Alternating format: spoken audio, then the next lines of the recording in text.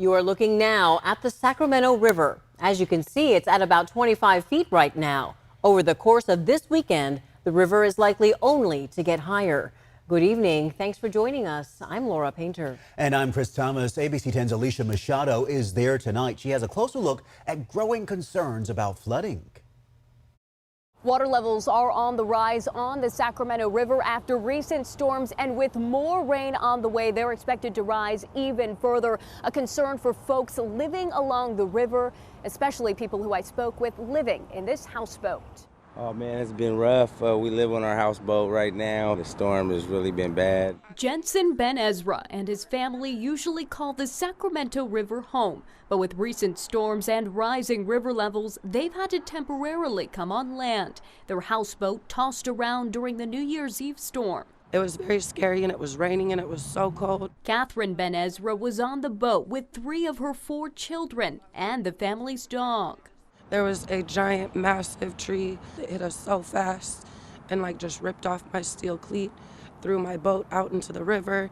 My daughter started screaming and crying. She says some of the ropes tying them down snapped and her boat was pushed against a dock. The water was running so fast, but by the grace of God, he put our boat in a very safe place, to where we could get off safely. But the area is not out of the woods just yet. After a break in the rain Friday, another storm system is on the way, expected to bring more heavy rains and rise the river levels. On Monday, we are anticipating another significant storm to be here in Sacramento.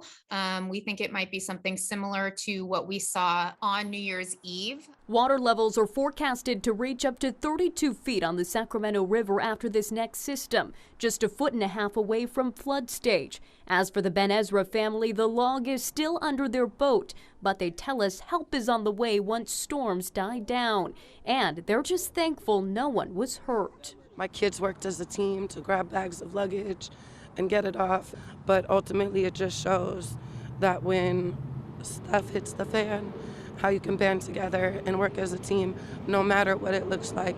And I just feel like God is good all the time. Emergency officials are warning people to be prepared for this next system to come in. They say have your phone ready. We have links where you can find active information and storm updates on our website, abc10.com. Well, flooding is also a big concern for the people living in a Walnut Grove trailer park. They tell ABC 10 they are ready to go if the banks of the McCullum River flood again. This was the scene last weekend. We spoke to a man who lives in the area, and he understands the kind of danger they are facing. Basically, if this levee we're standing on right now developed a leak and broke, the rest of this would be wiped out. Yeah, with more rain on the way this weekend, the message from officials is the same tonight. Be ready no matter where you live.